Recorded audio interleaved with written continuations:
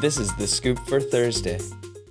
I'm Lisa Marzilli with the WMNF News headlines. Pinellas County Commissioners will meet today to discuss plans to contribute nearly $313 million towards a new stadium for the Tampa Bay Rays. This is the last vote needed to approve a new $1.3 billion ballpark and the surrounding redevelopment of the historic gas plant district. Today's work session will not have a public comment session and is a chance for county commissioners to ask questions about the proposed plans. The proposal needs 4 out of 7 votes in order to pass. As of this morning, the vote is scheduled for July 30th following a public hearing. On Tuesday, the Hillsborough School Board voted to sue the Hillsborough County Commission for attempting to derail a proposed property tax hike that would be used to increase teacher pay. Hillsborough County School Superintendent Van Ayers and School Board member Jessica Vaughn spoke about it yesterday on WMNF's Midpoint, hosted by Shelley Reback. By law, that has to go through the county commission. But as you mentioned, it is very clear within the statute that it is it's an administrative pass-through. There is no authority to change or block it. Mm-hmm. So that was on April the 10th. Four county commission meetings passed. It was not placed on their agenda. It was supposed to be on the agenda in June. It was then moved again to that July 17th meeting. At that July 17th meeting, that's where it was voted 4-3 for it to be not to be placed on the ballot in 2024, but to be pushed to 2026. Yeah. So what about that, Member Vaughn?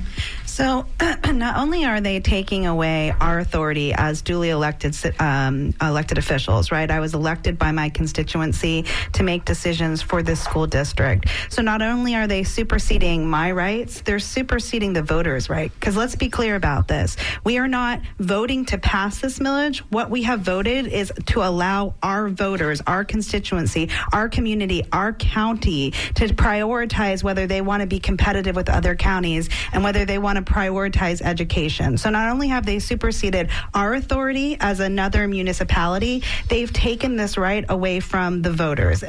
That's Hillsborough County School Board member Jessica Vaughn and Superintendent Van Ayers speaking on WMNF's Midpoint.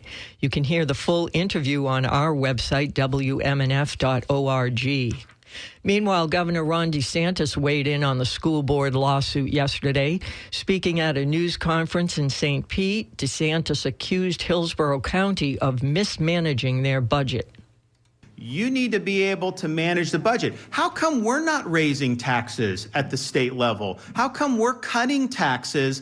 And oh, by the way, this year's budget, we have $1.25 billion, a categorical, it can only be used to increase teacher salaries. That's the only thing it could be used for. But then we also had a massive increase in the base student allocation, so that money goes to the districts. Hillsborough can take a lot of that money and raise teacher salaries. If the school district is successful, then voters will decide in November if they're willing to pay an additional $1 for every $1,000 in taxable property value. The tax is estimated to generate $177 million a year and would pay for salary supplements for teachers and other school staff.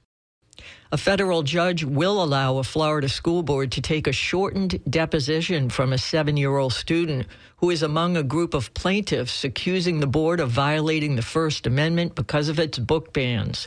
Escambia County school board members have okayed the removal and restriction of a broad swath of school library books, including And Tango Makes Three, a children's picture book detailing the story of a same-sex penguin pair at a New York City zoo.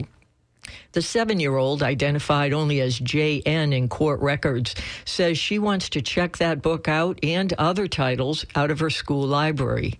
A U.S. magistrate judge ruled Monday that a limited deposition would not be unduly burdensome for the child.